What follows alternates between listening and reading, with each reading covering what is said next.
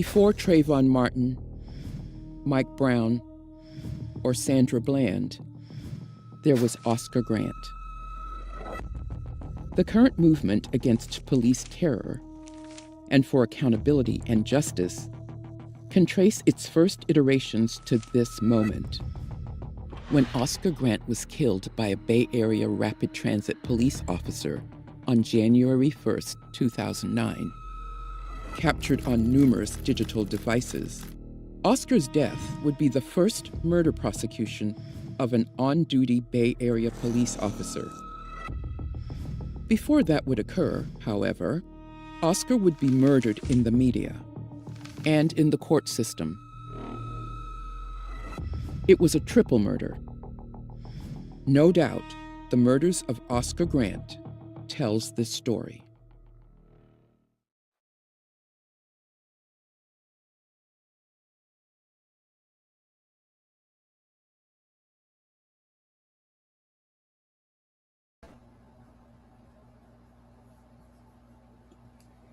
Greetings, everybody. Good evening, good afternoon, good late afternoon.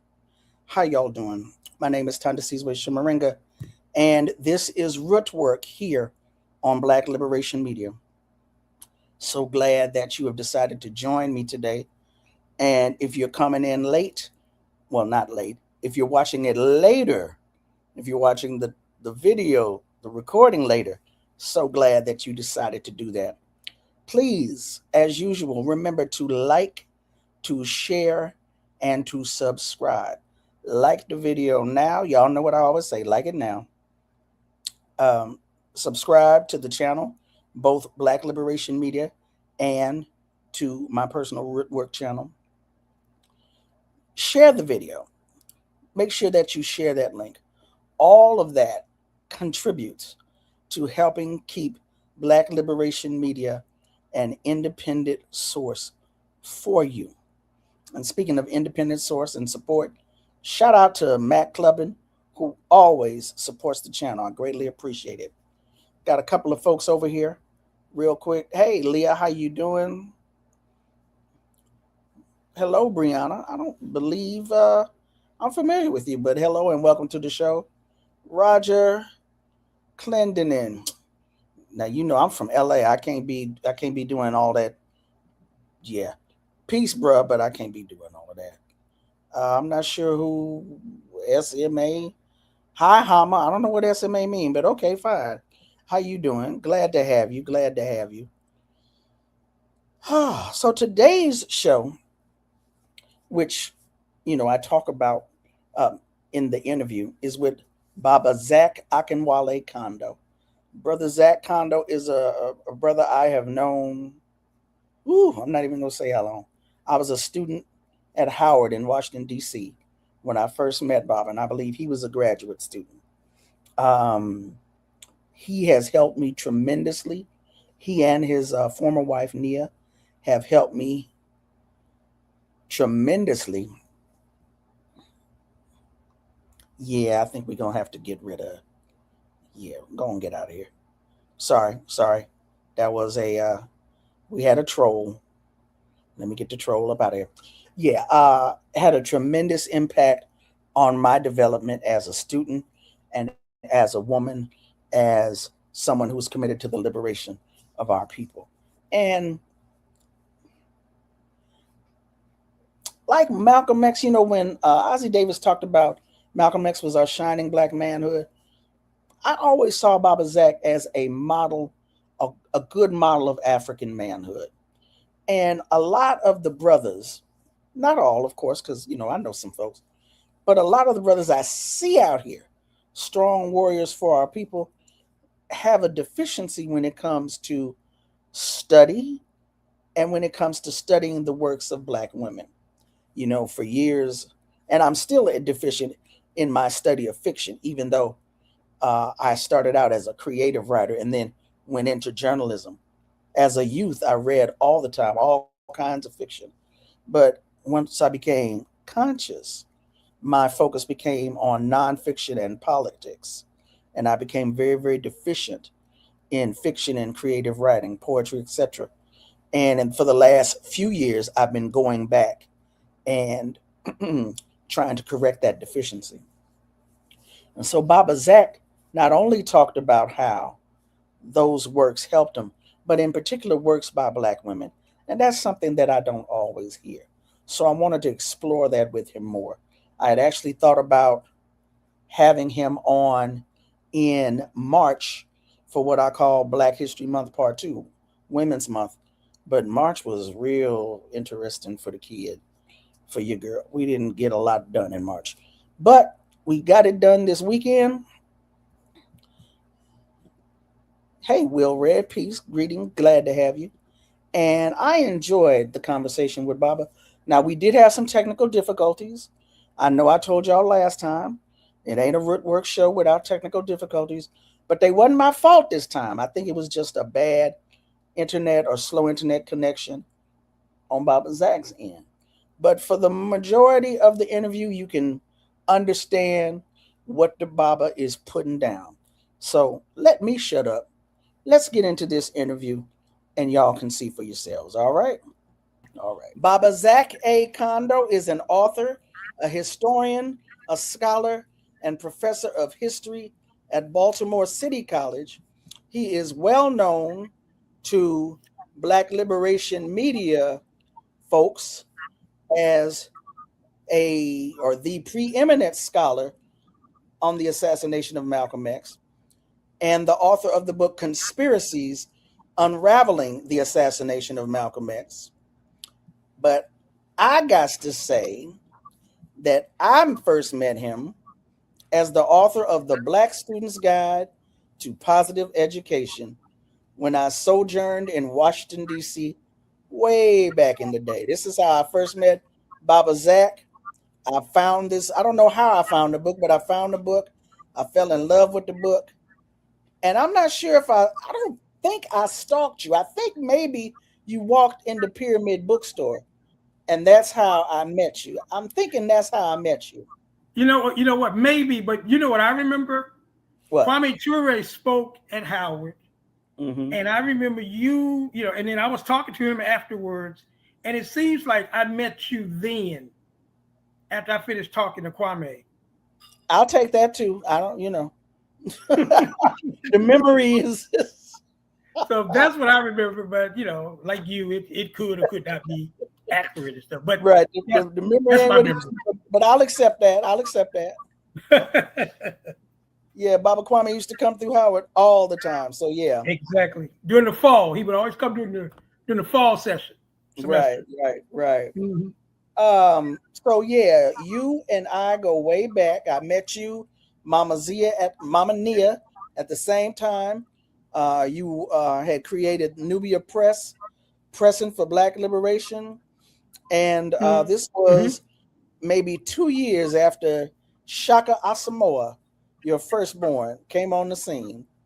So we go way back. Good. We go way back like bucket seats, as a friend of mine said. We go all the way back. So it has been a pleasure and an honor, probably more of an honor than a pleasure, to have known you all of these years. When I met you back then, from that day until this day, or should I say including this day, I have always been in awe of your scholarship and your work ethic. I was like, I get tired thinking about the numerous books you have written and the manuscripts you have on the desk to be published. I'd be like, why can't I produce like that? And then I go take a nap. I just get tired of thinking about it. So again, you are a phenomenal, wonderful, esteemed scholar. It is a pleasure and an honor to know you. And thank you for being on Rootwork today. The pleasure is mine, and the honor is mine, and I am very happy to be here. So again, going back to the Black Student's Guide to Positive Education, all of the work that you have done, including in the Conspiracies book, your whole, I won't say your whole life, but much of your life has been about this type of transformation that Black youth, that Black students, that Black people need. You have modeled your life in such a way as to be tangible proof of the transformation we need, and your dedication to Black liberation, not just freeing the minds of Black people, but the bodies of Black people. Like I said, ever since I've known you, ever since I've met you, you have been about that business. That has been your ministry. And one of the things I've noticed about many brothers in particular who have made that their ministry is that they don't always look to, at least publicly, they have not stated how Black women have influenced them, other in a way other than just the flowery, oh, Black women, I love y'all, blah, blah, blah, blah. I saw you gave an interview a couple of years ago where you talked about the impact that particular Black women authors had on you. And I found it intriguing again, because as I said, from what I have seen and know of you all these years, such a strong pillar of Black folks' liberation, of being a soldier warrior for Black liberation.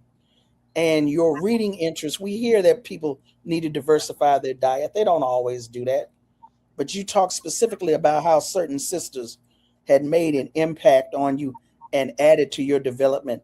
And that's what I wanted to chat with you about today. I think I may have approached you about doing this in March, but March was really rough for me. I was trifling the entire month of March, and we're just not getting to it in June. So that is the reason why I wanted to speak with you about that, so you could share with our audience part of the story of your development.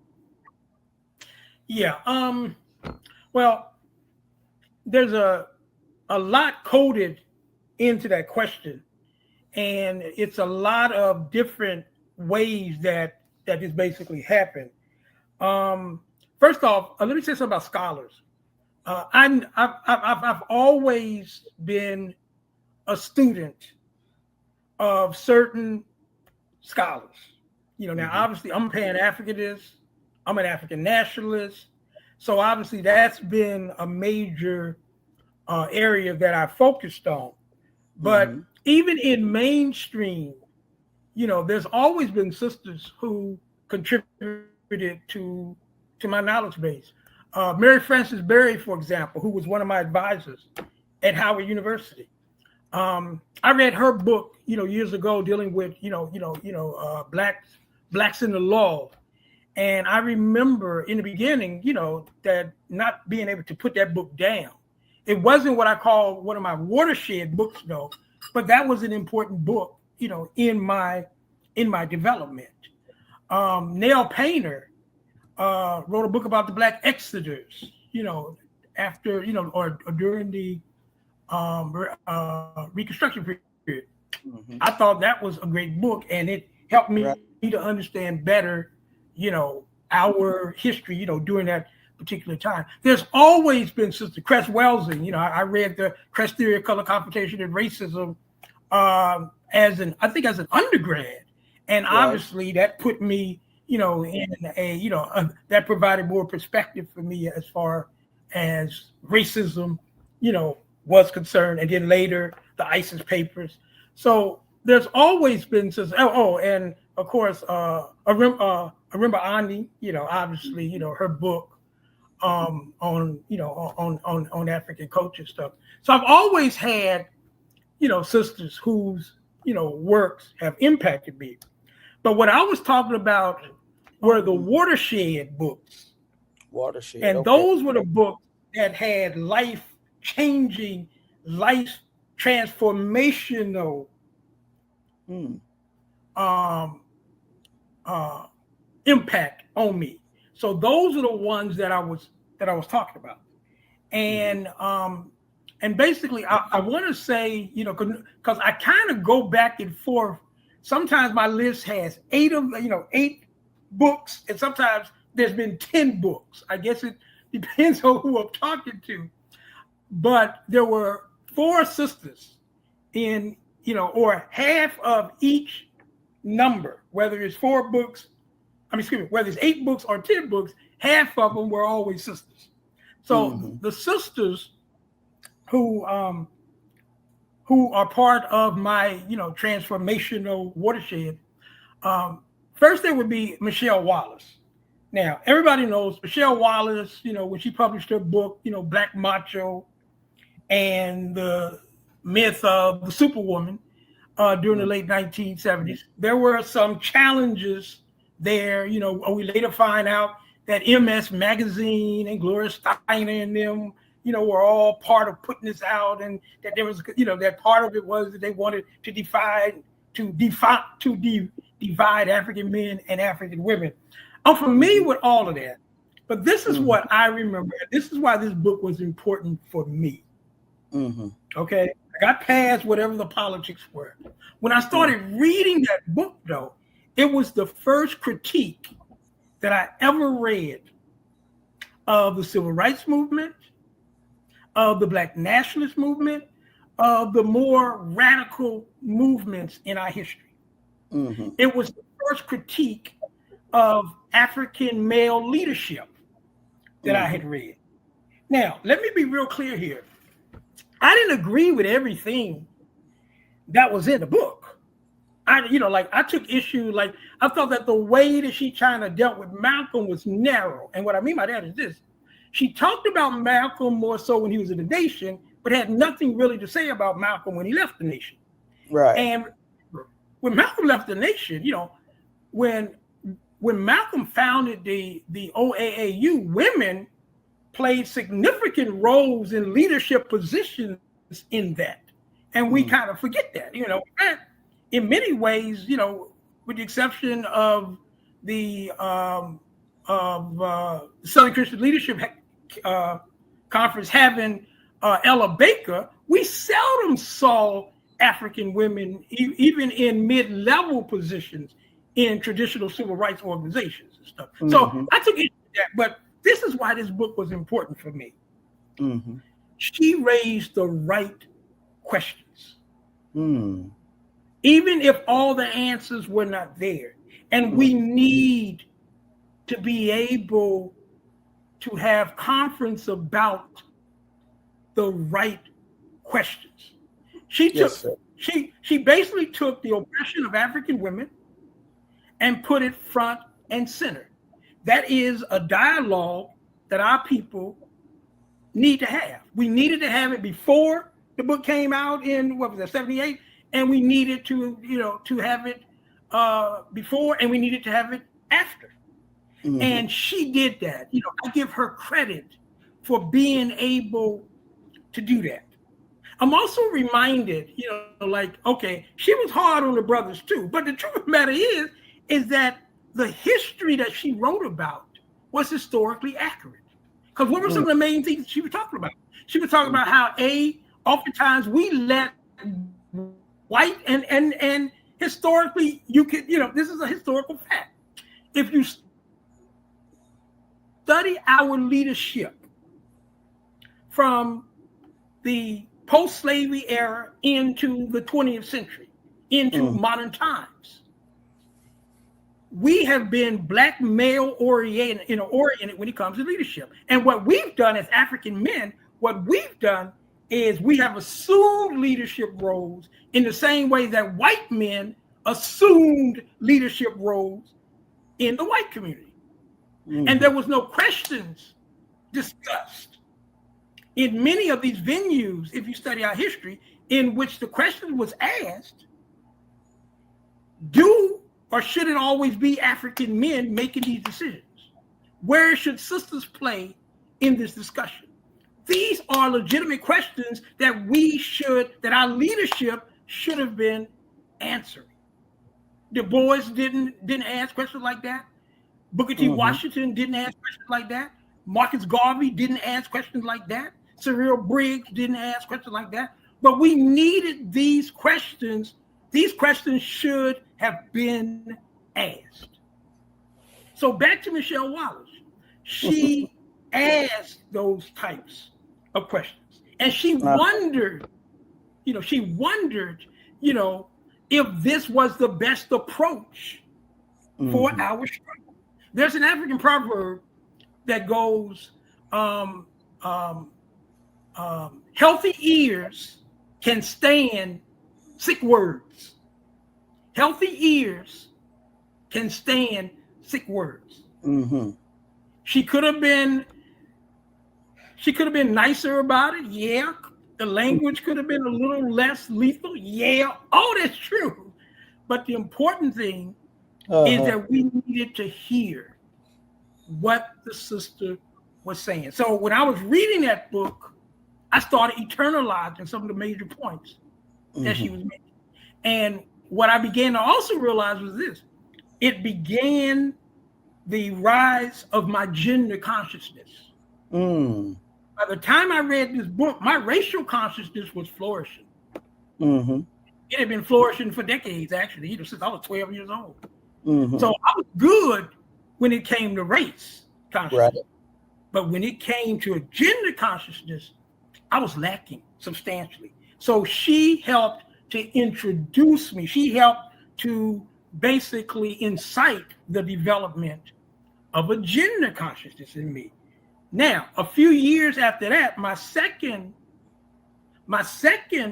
watershed book. Well, hold on. Before we get to the second watershed book, let me go back for a second, because again, you are a professor of history, an esteemed historian, and you're saying that in the late 70s, when she wrote this book, she raised important questions, and that you took on this book, even though you heard what the politics were, you put that aside and committed to reading the book. Now, people have said, well, she doesn't feel that way anymore. Most, in the latter half of the century, whatever, people are saying, well, she rejects that. She doesn't feel that way anymore. Or she went back or something or another, went back on her words or something. Do you still feel that those questions raised were important and needed to be raised? Yeah. In other words, to me, it's irrelevant to me where she is right now. I don't care. All I can tell you is I needed that book. I needed the ideals in that book for my development. So I've always got to appreciate the sister, even if she, even if she condemns the essence of the book today, I don't care. Thank you very much, Michelle Wallace, because you helped to spark a gender consciousness in me. So I will always appreciate that sister, and her mother, Faith Ringo. I always enjoyed looking at her, her visual art as well. Yes. Now, I just raised the question because, in addition to the politics that you spoke of earlier, people will say her turning around now, they will utilize that to further disregard the work. That's the only reason I raised that. Okay, I appreciate that. But yeah, and I would still, regardless of where she might be with the book, I would still recommend, students, to read the book, but just do it with a warning that it's tough reading, but serious warriors need to be able to take tough reading. That's okay. We can take, an African man, because I never forget when I was in grad school, and I got into this debate one time with the president of the Black Student Alliance at the University of blah blah blah, blah. and basically he was hating on the book, and talking about how the book was attacking African men and stuff like that. And the point that I was trying to make with him was this: but is it logical? Is it reasonable? Is it factual? Is she making points, regardless of how it's coming? Is she making points that are viable, and can we learn from it? And the short answer was he didn't really have much of a response for that. He was in his feelings because as a Black man, he felt attacked. Well, we kind of got to get over that. At this stage in our struggle, that cannot be a major consideration for a serious African man. For what?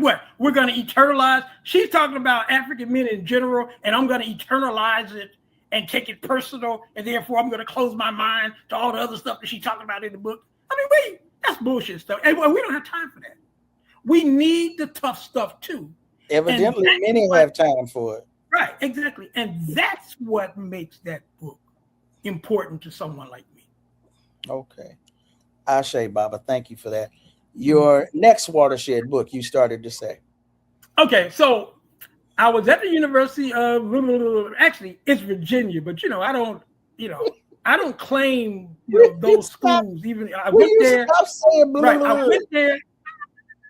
Yeah, I went to these schools. I graduated from those schools. I supposedly earned a degree from those schools, but I don't consider myself an alumni of those schools. So why give them publicity? You understand what I'm saying? But anyway, I was at the University of Virginia with Vivian Gordon. I was in grad school then, and she was a sociologist, on the campus, and she also was in African, Black studies at the time. And she taught this class called Black Women, a sociology class. And that class would have 100 African students in that class. It was just that popular. And so people would talk about it. I would listen to the undergrads, and they'd be talking about, we're learning so much stuff. She's talking about this, talking about that. She would bring in outside speakers, and she would show films like Haley Garima's Bush Mama. I saw that for the first time in her class. So I heard so much about her class, I decided to sit in on it one time. I got permission from her and said, look, I'd like to sit in on your class. I'm a grad student, blah, blah, blah. She said, yeah, sure, fine. And after that, I started sitting in on her class, and I started to develop a relationship with her. And she became basically one of my mamas. If I would give a lecture or something, she would always be there to support me and stuff. So we developed a relationship. In fact, when she was at SUNY Albany, she invited me to come up there to speak. Some years later and stuff like that. Unfortunately, she died in 1995.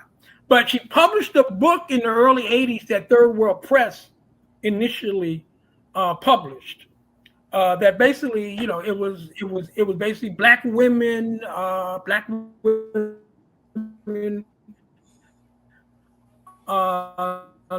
liberation. It's like Black women liberalism. And that for African women, should it be about feminism, or should it be about liberation? Like, where should the focus be? And her overall thesis was that there should be no separation between the two. It should be both.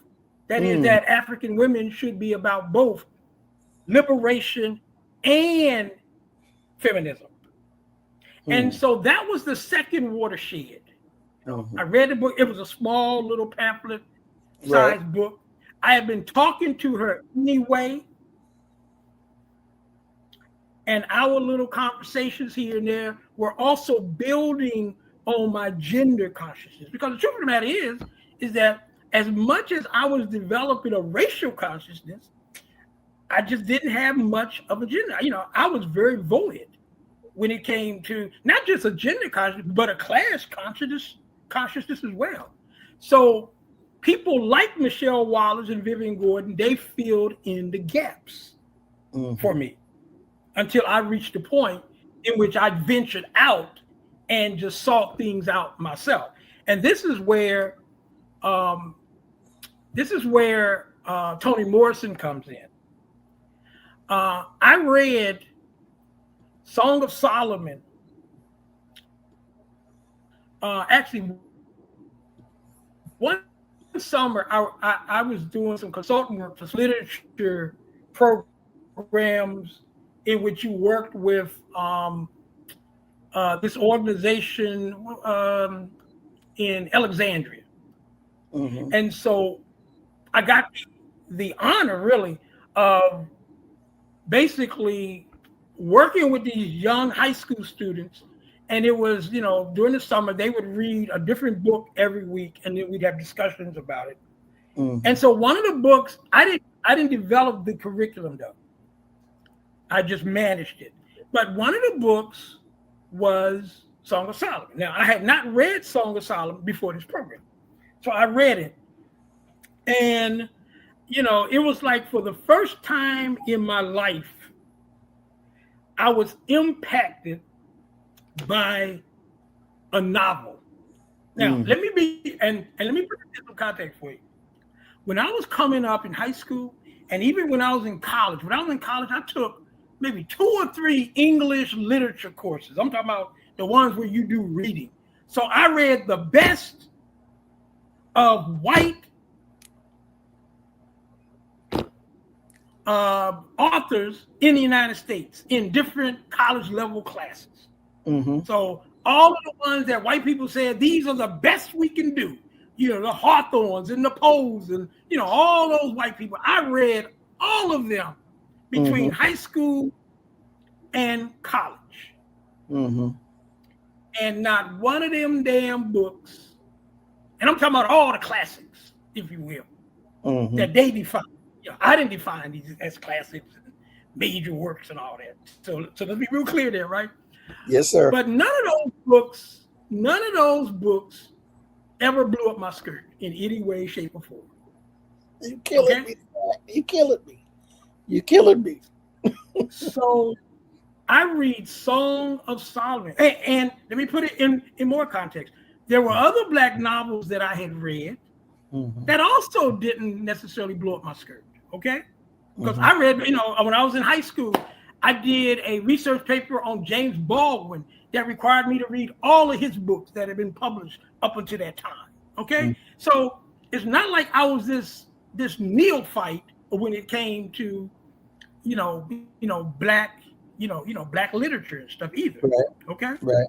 Okay. Anyway, but for the first time in my life, when I first started turning the pages of Song of Solomon, for the first time I became a captive.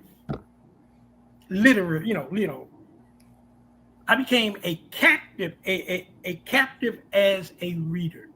And that had never happened to me before. And certainly from reading a novel. Now, I've had some history, like there's some history books that I can talk about that also kept me captive. You know, There's a River by Vincent Harding, for example. Vincent Harding, yes. And that's another story, right?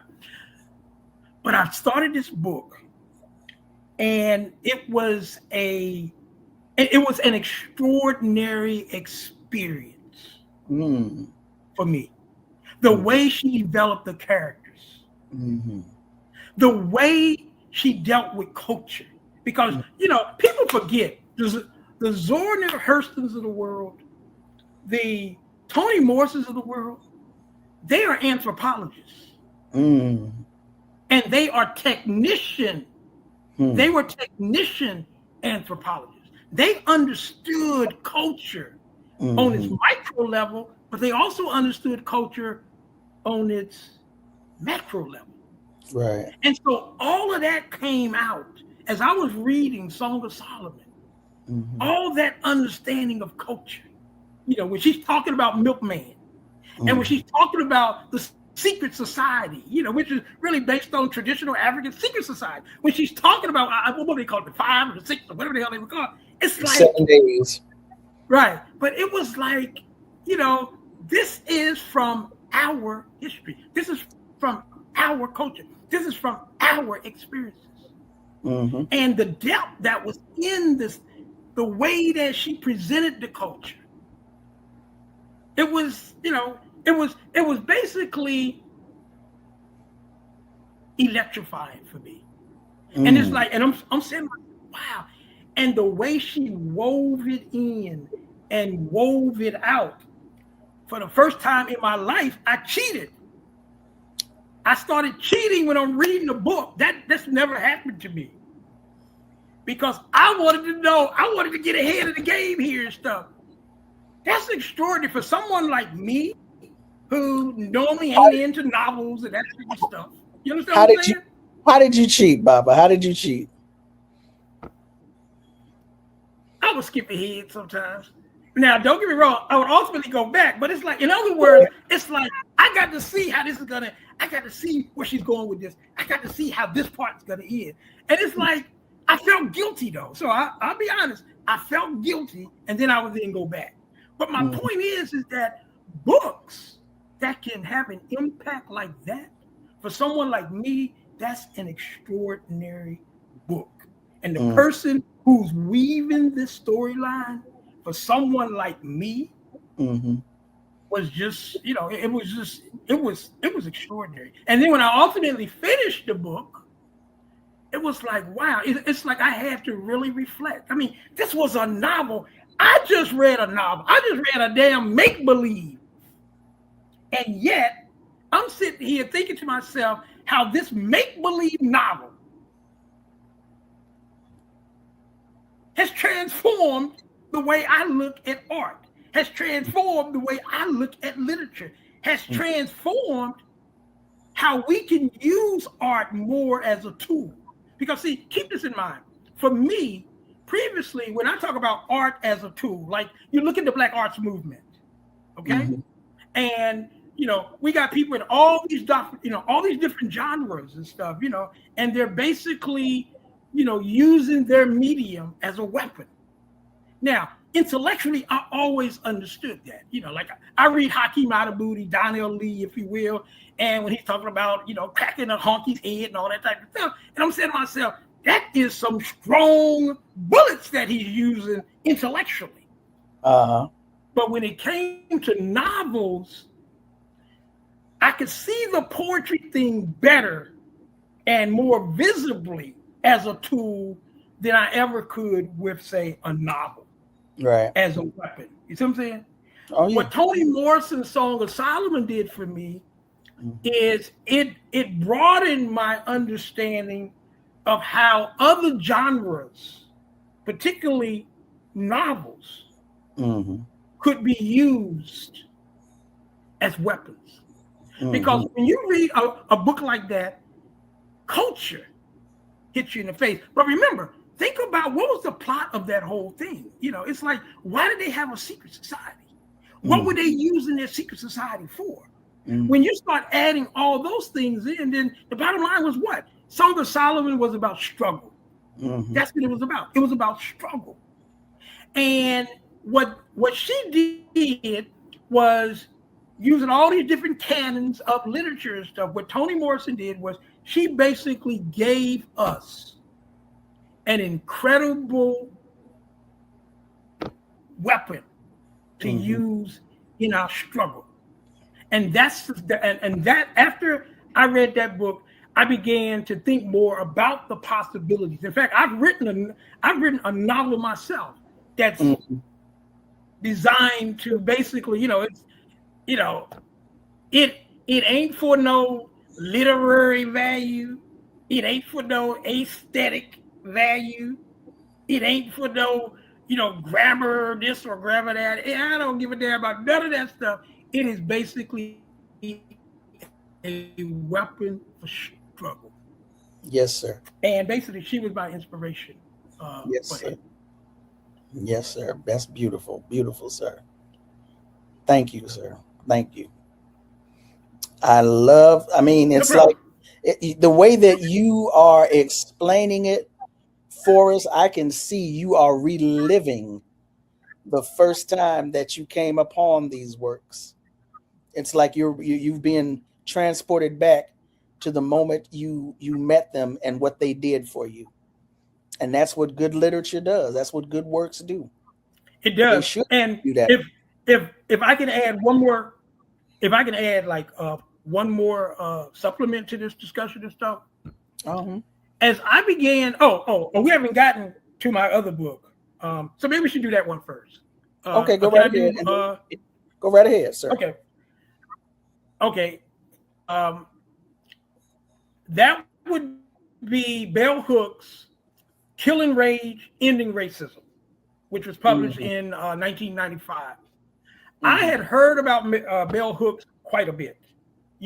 I had seen her here and there, but I never ventured out to read Bell Hooks until one time, my wife and I, we went to, I want to say it was Borders, but it might have been BAM.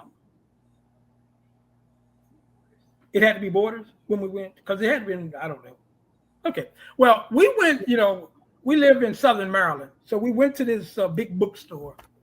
And I guess we spent a few hours there. But to make a long story short, we sometimes would go and do research. We would use bookstores sometimes as libraries. My wife and I, because she's like, she's a scholar, and educated well. And so we were in this bookstore, and I came across bell hooks, and I put her off the shelf, and I started reading it. Mm-hmm. And so I'm familiar with bell hooks, but I couldn't tell you nothing about bell hooks. But anyway, right. I started reading her. And the thing that struck me about bell hooks, first off, her analysis, the first thing that struck me is after I read a couple pages. See, this is how I define great analysis. Mm-hmm. When you read something and then you ask yourself, damn, why didn't I think of that? Then that tells me that was quite an analysis. That's what made Vincent Harding, There's a River, important to someone like me. Or Haki Badabudi's Enemies of the Class of Races, some of my other, watersheds and stuff. Because it's like, I'm constantly asking myself, damn, why didn't I think of that? Wow, how did they think of that? I mean, it's like, so I started reading bell hooks. Mm-hmm. And every other page, it was like, I never thought of looking at it that way. Mm-hmm. And so she constantly did that to me in that book. And more than anybody else, bell hooks forced me, because of her analysis, to get much more serious about my gender consciousness. Mm-hmm. But not just that, but she also forced me to do something else. Because keep this in mind, at this stage of the game, I'm a father. Right. I'm a husband. I'm a son. I play all these roles. And I got women all around me, all around my life. I got women. Mm-hmm.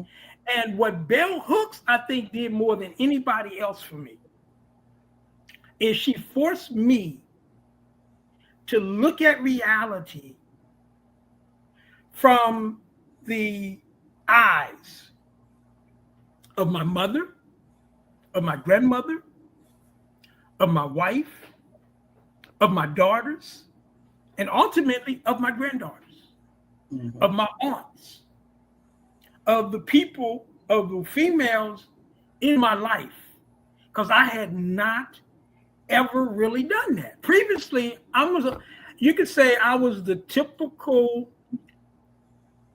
African male warrior. Mm-hmm. And I embraced this notion that, we got to deal with racism first and foremost. Mm-hmm. And African men have to get, we got to get ours first, and our manhood, all that type of stuff that we kind of, the Pan-African community and the Black National community would generally, promote. I was in that in many ways. I was probably not as far as most because I had been impacted by Michelle, Wallace. I've been impacted by Vivian Gordon. But in many ways, I was still in that general, universe. And then I'm reading bell hooks. And so the first time I'm looking at this, what has this experience done for the women in our lives? And it's like a light bulb basically went off. And it forced me to become a much more serious advocate for womanism, for example. It forced me to become much more serious about where do African women fit in the overall spectrum of struggle? Because in the past, historically, we have tended to ignore the pain, the challenges of African women, but to be especially sensitive to the pain and the challenges of African men. Well, I think it was Deborah White who said, you cannot liberate half of a nation. Mm-hmm. And so it started dawning on me, that you cannot liberate one part of the race and not be serious about the other part of the race. So this is when it forced me to start looking at womanism literature. So I started with Alice Walker. Everybody had always talked about, In Search of My Mother's Garden. So I'd come across it here and there, but I never really read it. And so I needed to check that out and to try to understand how she came up with her concept of womenism and stuff as a concept. And then of course, later as, ultimately as a theory. And so I needed to understand that type of information more.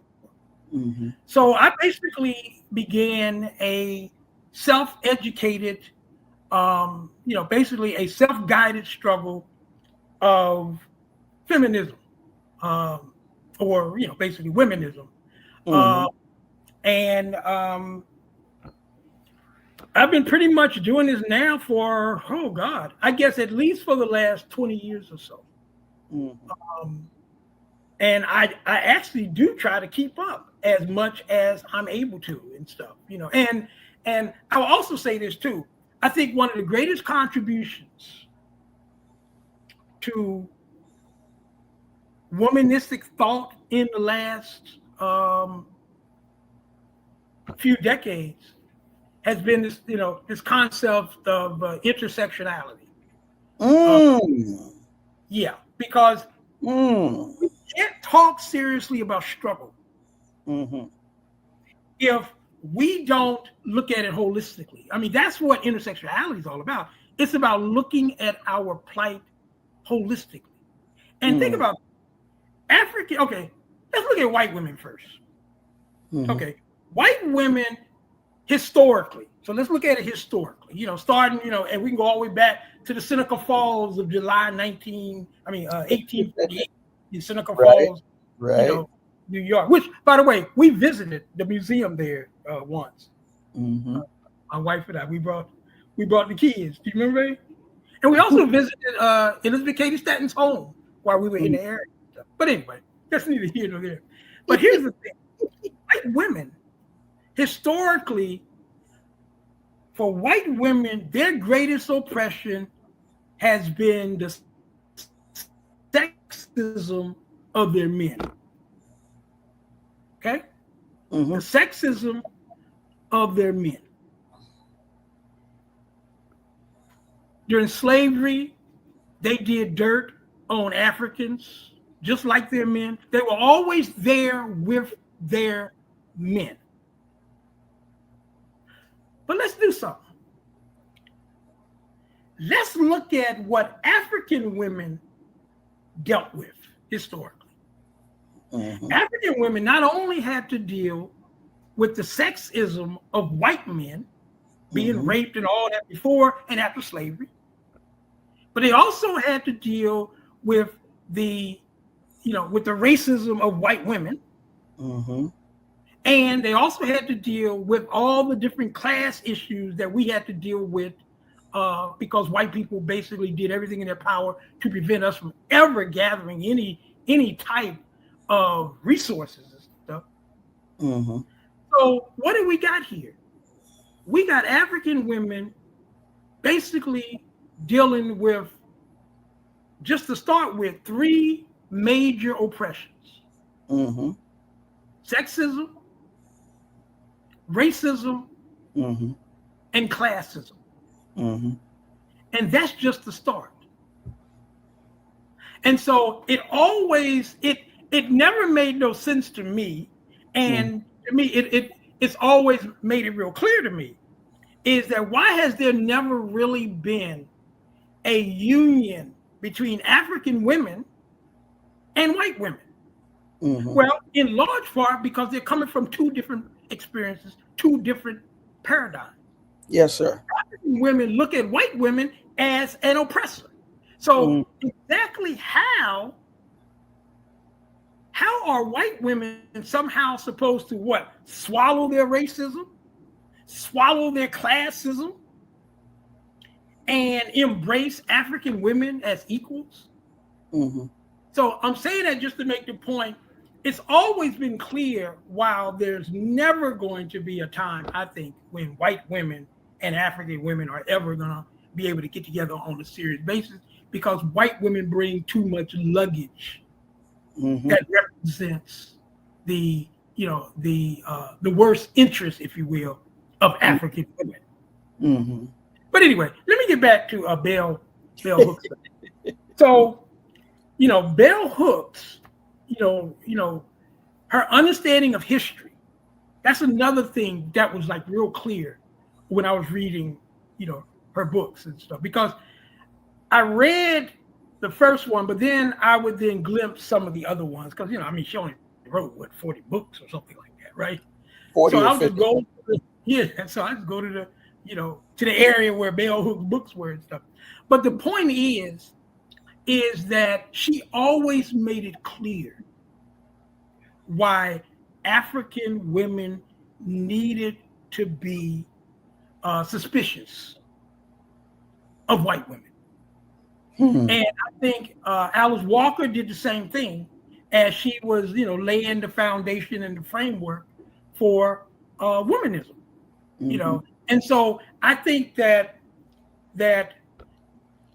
one of the things that we need to give more consideration to is that, okay, if African women cannot rely on white women as allies, certainly there are some other women of color. I was reading Weems not long ago, and Weems talks about the whole concept of whether or not there should be, whether or not women of color, how far should women of color go in coalitions and what have you and stuff. Clenora Hudson Weems. Or should we focus on just having an African womanism and stuff? But here's the thing for me.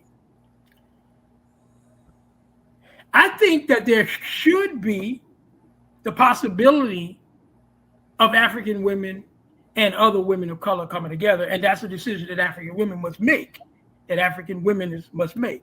But to me, the most natural ally for African women is African men. And I think that in these next generations, I think that's what needs to happen. First off, we need to be real careful how we raise our children, and especially how we're raising our sons, but also how we're raising our daughters. Because if we raise our children right, it should be an easy connection to be made between African men and African women. Right now, though, the way that we're socialized, and miseducated at such a young age, boys and girls, they grow up confused. They grow up with all types of misunderstandings of what a good relationship looks like. We as the adults, we're going to have to set another agenda for our children so that our little boys are not growing up to be future sexes. And our little girls are not growing up to be future victims of sexism and stuff. Sure. Yeah, we have a lot of work that we need to do as far as how we raise our children. And what's the model that someone like me would like to see happening? Well, I like to think that we've kind of done it within our own family. But you want to raise boys, for example, who do not buy that white masculinity bullshit that we were all brought up under. Men ain't supposed to, a true man ain't supposed to show feelings. A true man ain't supposed to admit when they're wrong. All that type of stuff, we got to get rid of all of that type of garbage. What type of young man do we want to bring into this world? We want to bring into this world an African person, first and foremost, loves themselves, loves our people, loves our race, but also loves our women, appreciates our women, want to hook up ultimately with our women. Now, what I would suspect, or if you will, is that television, movie. I think I gotta think about it. Can you still hear me? I can hear you. Yes. I think I knocked it out. Can you hear me, Mama? You're freezing up, but I can hear you. I'm trying to hit the signal. Okay.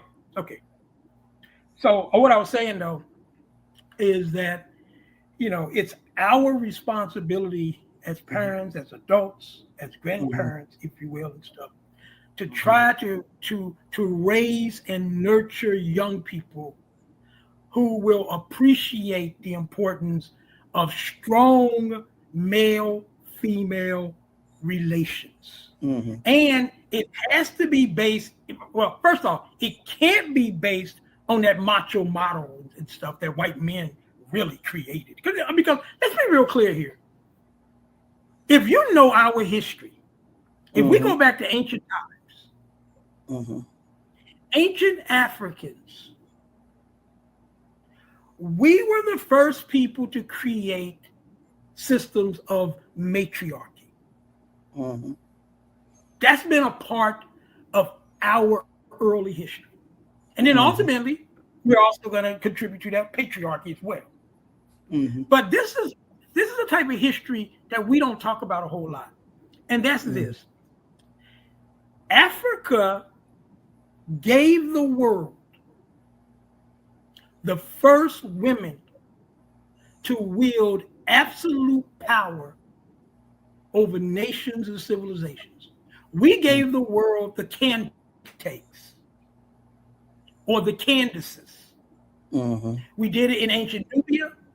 We did it in ancient Ethiopia. These were a line of African queens. Yes, sir. Who basically had absolute power over their nations. No other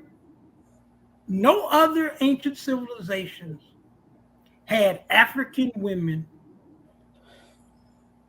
wielding absolute power. So it's ingrained in the marrow of our history that we should never be afraid of having African leadership as far as women are concerned. This is a part of our history. And yet somewhere along the way, the script of our history was ignored. And then there's this concept that there has to be an African man calling the shots. The African man has to be the leader of the organization. The African man has to be the leader of the movement and all this type of stuff. History has taught us that sometimes that has worked for us and sometimes it has not worked. And we need to raise generations of young people who will basically go with the best type of leadership that we can form or that we need. So if it's an African woman, then no problem. If it's an African man, no problem. If it's an African man and a woman working together, no problem. But it's time we must transform. We cannot just live off of the past. We have given the world some great male leaders, but guess what? We've also given the world some great female leaders too. Right. And so we're going to have to figure a way to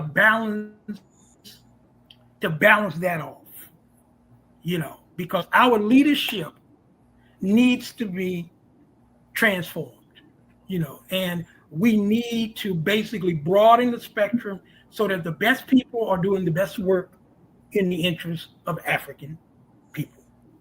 Yes, sir. Ashe. Thank you for all of that. I want to go back, Baba, because Mhm. when you said intersectionality, Mhm. and I reacted that way, I said, I love that that came from you, because I had an internet argument a couple of weeks ago. It really disappointed me because I guess the brother thinks he's my comrade, but he was just so hating on intersectionality because he had read Kimberly Crenshaw's foundational works on it.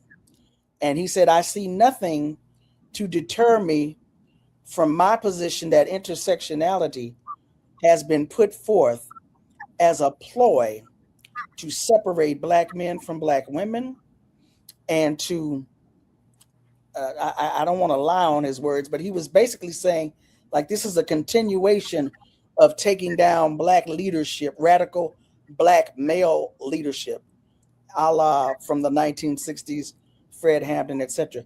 But he was adamant that it was a ploy to create division. And this was in the context of my depression, my sadness, and my anger over this, what I call this most recent spate, where we're hearing in the news of Black men murdering Black women and some of their own children. All of these different news stories we were hearing, beginning with the lieutenant governor there in Virginia. And my position to him was, we can't get to this struggle against capitalism, against white supremacy, against imperialism, if Black men are killing Black women. Number one. Number two, this is also just as urgent as the fight against white supremacy, capitalism, imperialism. Whereas his position was, you're saying that Black men are the enemy. I would think that, Obama and the redlining and, all of these other class arguments he was making as a Marxist. And I'm like, you have not heard one word that I have said. As per usual, you have not heard one word that I have said. So again, hearing this coming from you is a breath of fresh air. Yeah. This is what I've learned over the decades. Mm-hmm. Depending on how entrenched African men are, and I'm just speaking in general, in very general terms, Mm-hmm. depending on how entrenched, some brothers will never be able to embrace concepts that challenge existing norms. Mm-hmm. Whether it's intersectionality or critical race theory or whatever concept is coming around the corner. Mm-hmm. And so my thing is that we have to give each other something to work with. Mm-hmm. Now, nothing's wrong with having an intellectual exchange and to have a disagreement over a fundamental challenge and stuff like that. So we always are going to welcome that. But what I'm saying to you is this. This is what Kwame Ture always taught me. I consider myself one of Kwame Ture's students. Mm-hmm. And what Kwame Ture always taught was that it is important for us to correct the mistakes of those who came before us. Yes, sir. And in this way, I'm making this point. When it came to in many ways, the stringent relations that we've had historically between brothers and sisters in organizations. Mm-hmm. Okay? And it don't matter whether you're talking about the civil rights movement. It's not much different between the civil rights movement and the Black nationalist movement when it came to men and women. In both of these movements, you generally had men in control and women were sent to the kitchen to basically make the food while the men in control made the decisions for the movement and stuff like that. So that's been an integral part of our history. Mm-hmm. And the way that I interpret Kwame Ture teaching was that me as a student of struggle, it is my responsibility to look at areas that we need to work on, to look at areas that didn't work for us, to look at areas that we made mistakes. And then for the future, let's not make the same mistake. So what I would say to that brother, who I don't know who the brother is and stuff, but what I would say to that brother is he needs to hear at least the argument, and, if you will, the pain, if you will, that African women and other members of our village have to say, because African women have the right to say it. And I think that we will never go nowhere, because think about it, this is going back to the Michelle Wallace MS, Gloria Steiner argument. And hey, this book, it's just another way to prevent the male and females and divide us and all that type of stuff. But if we took that approach, then we're going to miss the invaluable wisdom and intellectualism that we could grow from in her book. So we have to be open to change, and it's okay that maybe he don't get it. But if he don't get it, it still doesn't stop the fact that this is a problem that we need to deal with. Hopefully one day, maybe he will get it. But I would also say that you can't squeeze blood out of a turnip either. And so, you can, if it ain't in there, it ain't in there. Yeah, and so, you can only do the best that you can do. But the world that I envision, for our children and for our grandchildren is a world in which we can have these types of dialogues, and that in the end we make decisions that's going to be in the best interest of our people as a whole.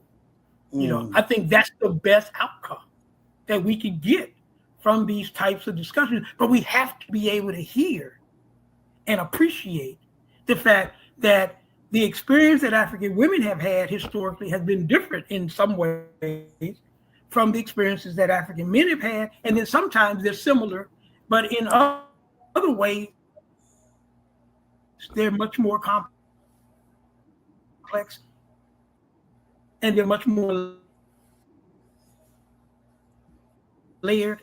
You said much more complex and layered, and our responsibility is. Right. All right. So our responsibility is basically to listen to and to listen to what the other person is saying, but also we have to still appreciate and come up with ways that will meet the needs of both sides in dialogues like this and stuff. So in other words, is that we have to be able to have these dialogues, even if they're painful. I'll go back to that African proverb that I said. And the proverb was, healthy ears can stand sick words. We need to be able to sometimes deal with the words that we might consider to be sick, because there's going to be growth that we can learn from these types of exchanges and stuff like that. But we don't grow if we just take the position, hey, this is just part of the conspiracy divide us. There's no reason or logic in that type of thinking. No, sir, it's not. And We've been chatting for at least an hour. I don't know about you, but I would love to keep you several more hours, but you got a family, it's a Sunday afternoon, and the internet is acting up. Okay. Real quick, what works do you have on the immediate horizon coming out? Well, I've been revising my 1993 Malcolm X book. Mm-hmm. So we're hoping to have that out. Unfortunately, I put almost everything else on hold to do that. Okay. And I'm feeling, but it's taking a lot longer than I would have ever thought. Mm-hmm. And actually, it's actually going to end up being three different. It's going to be one major book that's probably going to be 500 some pages. And then it's going to be two smaller books that's going to be more like 150 pages. Mm-hmm. That would be the supplement that would go to the two smaller books are going to be supplements for the bigger book.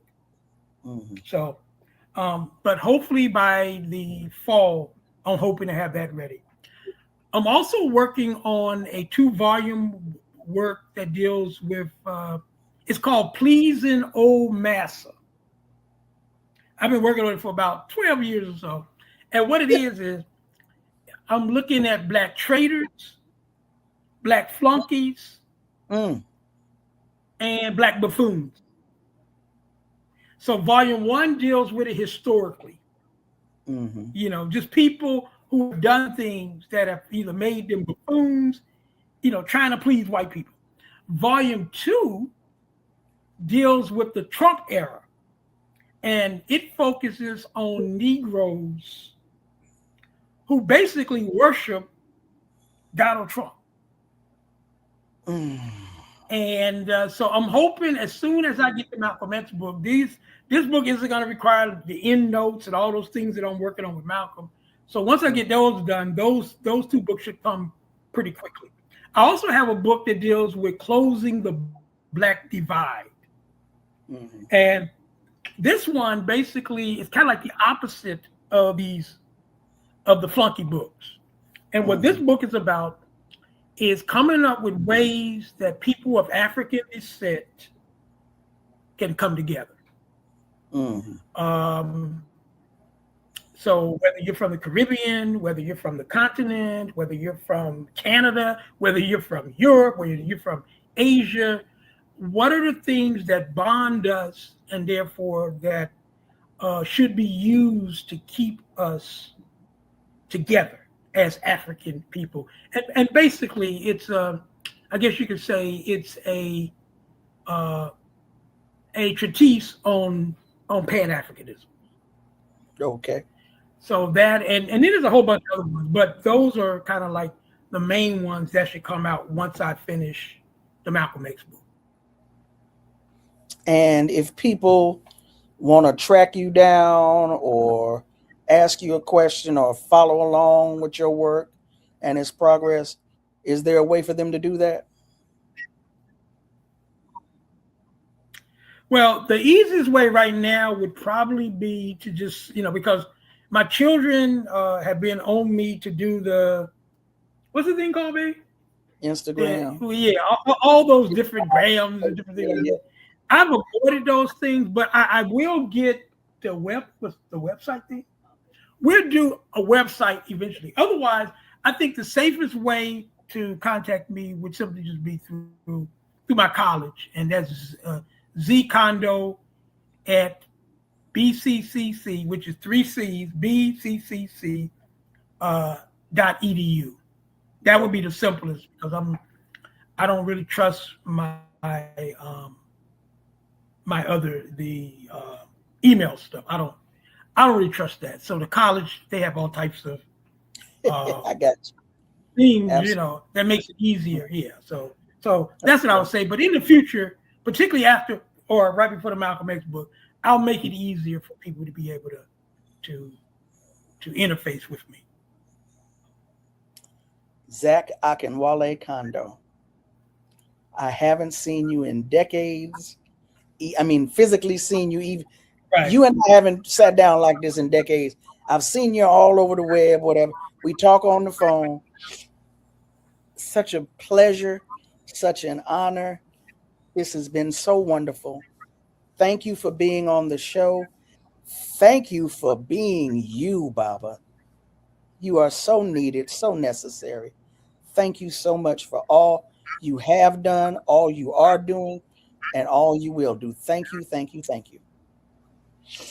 Mama, it's always a pleasure for me to interface with you, and I was honored that that we made this happen, and in the future. Oh, and also, um, I want you to do the Zoom meeting at my college. We kind of ran into a snag with the office that should have been sponsoring it, but I'll deal with all that. I'll do the footwork, but I want my students to be able to be exposed to some of your wisdom and stuff. So we are going to make that happen. But I just want to thank you for inviting me. And sooner or later, we're gonna see each other because, like you said, it has been decades, and I Mhm. really look forward to uh, to being able to talk to my sister in person. Absolutely, absolutely. We will make that happen. Thank you so much again for being on Root Work today. Thank you, Mom. So that was the conversation I had with Baba Zak Kondo. We go back like bucket seats. We go back like four flat tires. We down like four flat tires, and we go back like sway back like bucket seats. So I hope that you were able to enjoy that conversation. I hope that you found it useful. I hope that you were able to get some things out of it. Just real quick, I wanted to say in the beginning, I started talking about fiction. And yes, my fiction is deficient. A lot of us, if our fiction is deficient, it's because we've been digesting mostly nonfiction. And then if our nonfiction is deficient, it's because we've been digesting mostly fiction. But what I should have said was in terms of Black women authors.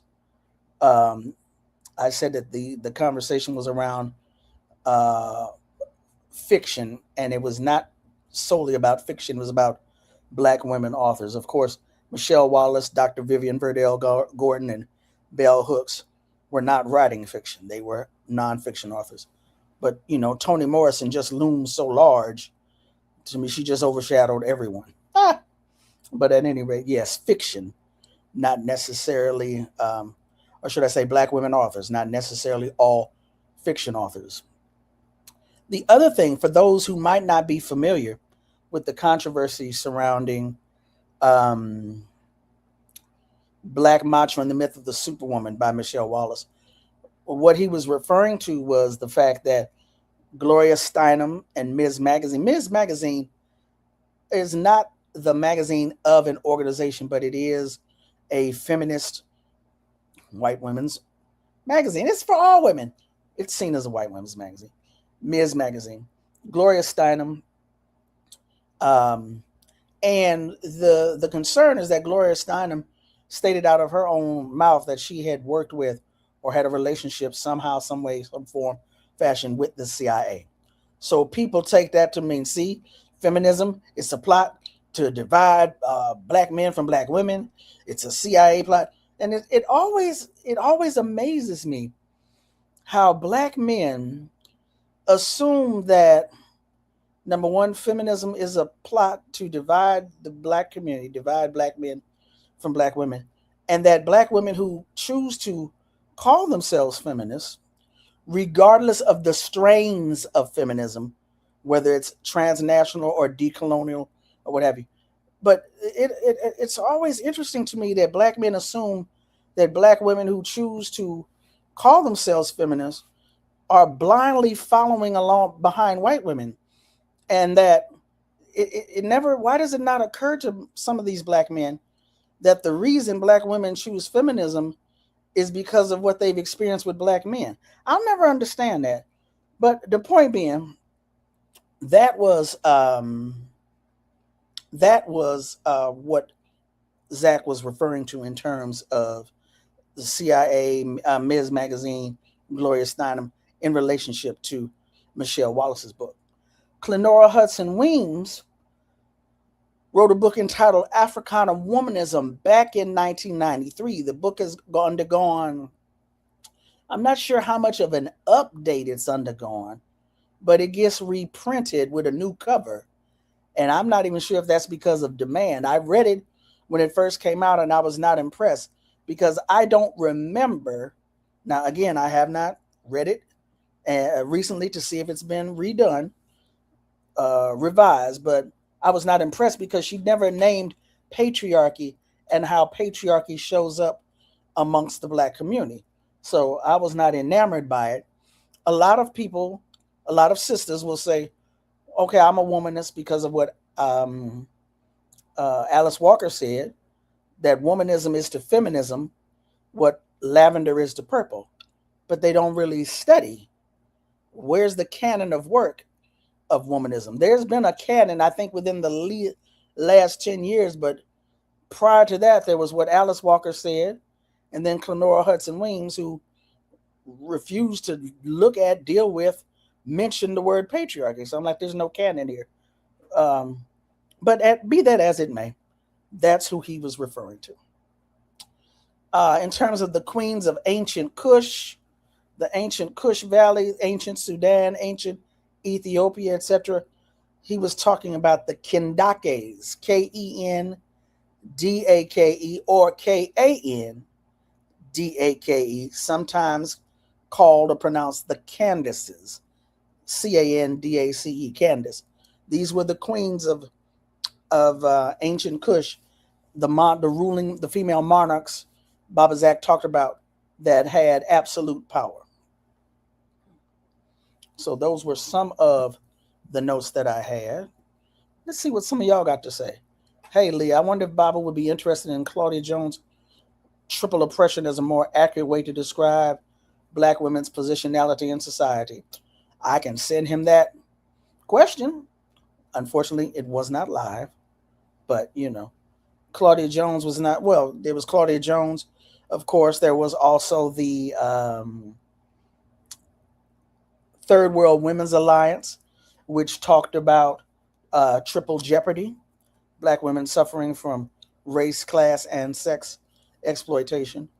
So, but when you say more accurate way to describe black's positionality, are you saying that it's actually more accurate, or you just don't like intersectionality and Kimberly Crenshaw? AQCF. Okay, fine. Salam. Hey, greetings to you too. Peace. I saw you sneaking in late, Yipper. Uh-huh. I ain't forgot about you from last week neither, as you can see. Bukayo Snaka. Bukayo Snaka. This is a unique perspective that women have to be socialized to resolve things with empathy, and why honestly we should let them take the lead more often than not. Kali Akuno, co-founder of Cooperation Jackson. Sacagawea Hall, another co-founder of Cooperation Jackson. In their book Jackson Rising, they talk about participatory budgeting, and in terms of municipalism and the struggle to have liberated zones and be self-determining in these spaces that we occupy, these cities, counties, etc. They asked a question: what would it look like if black women, not specifically, but who more than likely are mothers, what would it look like if black women determine the budget priorities of a city? Y'all check that out. Check out that interview I did with Sacagawea Saki Hall in Jackson Rising, talking about Cooperation Jackson in Jackson, Mississippi. And let me know your thoughts on that.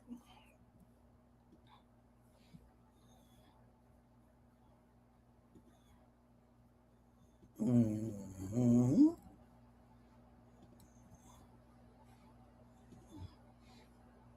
Yep. Yep, you do. Yep, Jackson Rising. I think there's a second edition that has been put out. So yeah. We must heal one another. Listening is key. Uh-huh. Sandra Edwards, hey, thank you for listening. Thank you for being a part. Well, we have to admit that as men, we are socialized in not just a patriarchal system, but a colonial one that fetishizes domination. So our imaginations carry that domination with it. That's one of the things I appreciate about Frank Wilderson and Afro pessimism, or more to the point, is when he talks about anti-blackness, he was able to give me language that I had been missing. Black people in the imagination of white folks, it is a taboo, and it is also a fetish.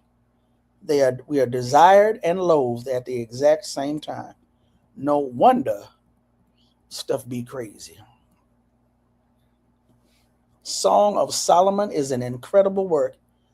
I have so many ideas for online book clubs. I just can't get, I can't do it all. I can't get it all. And is it, I hate to mispronounce people's name. Indofied. I love the subversion of those hegemonic academies. Gender consciousness with an intersectional understanding.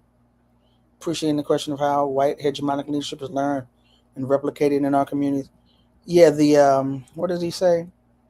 Subversion of the hegemonic academies. When he kept saying, I went to the University of blah, blah, blah, refusing to name them. He eventually named them, but yeah. Yeah. Hey, Ariana, I missed you in the beginning. Uhuru, greetings to you.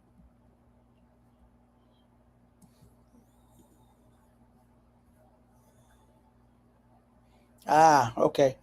Meaning that intersectionality tends to layer identities for institutional gains for a certain class of women. For a clip, check the last Black Miss Pod, and Dr. CBS Hood Comments also has a piece on. Yeah, well, it came from a legal framework that she was using in terms of discrimination in the workplace for Black women. So yeah, I feel you on that. Rob, powerful program. Thank you. Thank you for watching. Thank you for hanging out with me on a Monday night. Ah, okay. Black Miss Podcast had a question from a guest host that talks about the difference between triple oppression and intersectionality. Yeah, if y'all don't know, you should know. Black Miss Podcast here on Black Liberation Media.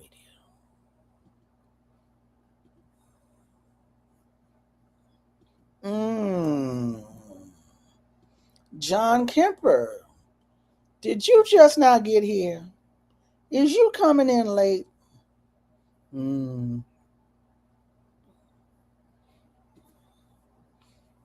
Leah Boggs, do you think this leads to more reform than liberation? What you're saying on intersectionality, the question is for you, Leah. You want to type that out? And while you're typing that out, y'all got to, you don't have to apologize. Y'all ought to know I'm going to clown you. You're going to get clowned, so just strap in and then sit down, take the ride, and enjoy the ride, because you're going to get clowned. But you don't have to apologize for being late. But look at you. Yipper, you just mad because I got on you. Anyway, Leah, as you're typing your response, if you are typing your response, so George Jackson has a quote. What is fascism? Well, in one word, you could call it reform. People cite that one, they throw that one quote out there. They don't go into detail. They don't give more context. It's like Biko's quote, the most potent weapon in the hands of the oppressor is the mind of the oppressed. It's like, have you read what came before that quote or after that quote? Are you just throwing quotes out there? What does that mean? And the reason I say that is because, the other thing that George says, another quote, he says, people are dying who could be saved. They're living half-butchered lives. We have to do something. Do you know that in some places it is against the law if a medical practitioner, if a doctor is out walking, minding their business, and sees somebody laying with a gunshot in the gutter in the alley and they don't help them, they could be punished for that. I'm not saying that there needs to be a law. I'm talking about basic human decency. We have to do something for our people. We have people who are bleeding in the gutter. They need relief. Well, you can't just put a Band-Aid on a gunshot. You can stop the bleeding. You can take the bullet out so they don't get lead poison or whatever else, so they don't get an infection. You can stop the bleeding. Yes, we need to know who shot them, why they were shot, stop it from happening again. But in the meantime, in the interim, what are you going to do? Just watch people bleed out? Reform leading to revolution. Some people believe that leads us nowhere. Okay, well then continue to do nothing. But for those of us who understand something needs to be done, can we do it, please?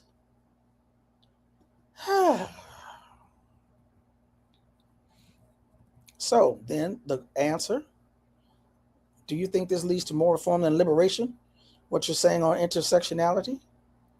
You said yes. All right. That very easy peasy. That was not a whole lot of typing. Anyway.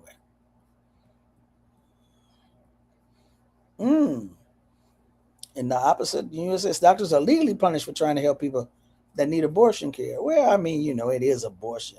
You have to reproduce. It is your duty to reproduce. So I can understand that.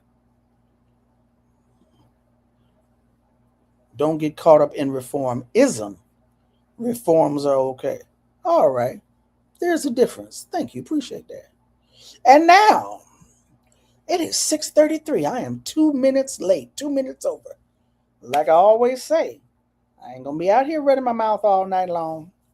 I'm not gonna do it. I'm not gonna do it. Do you feel that tension? I think that we organize around liberation. The reforms you mentioned are possible, but the difference is knowing that the institutional gain you seek is the enemy. I ain't gonna be here with y'all all night.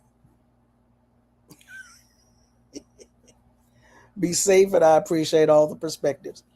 As usual, thank you all. Thank you all. Thank you all. Thank you so much for hanging out with me on a Monday night. I really, really appreciate you.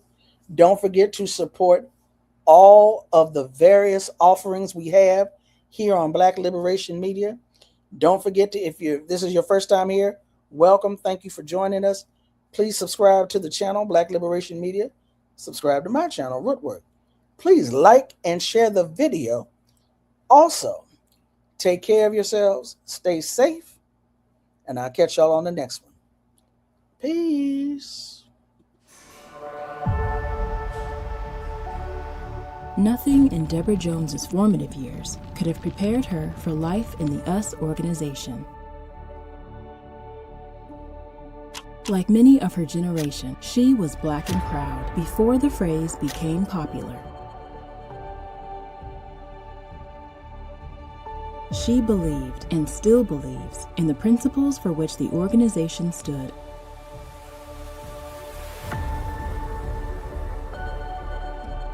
But her life took a horrific turn on Mother's Day 1970, leaving her in trauma and in silence. In this never-before-told account, Deborah Jones's inspiring story is told.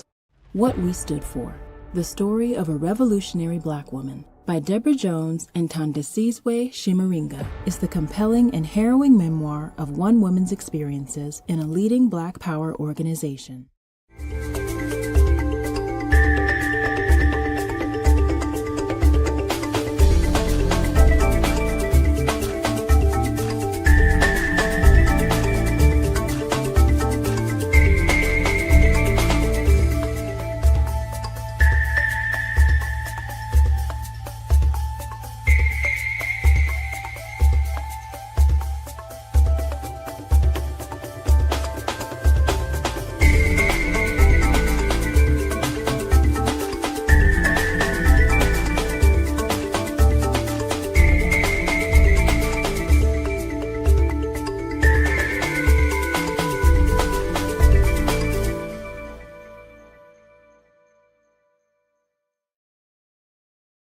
Black Liberation Media is a collective of Black and African organizers, journalists, academics, and media personalities serving Black and African masses seeking to further grow in their understanding of themselves, their histories, and the African world through entertainment and news.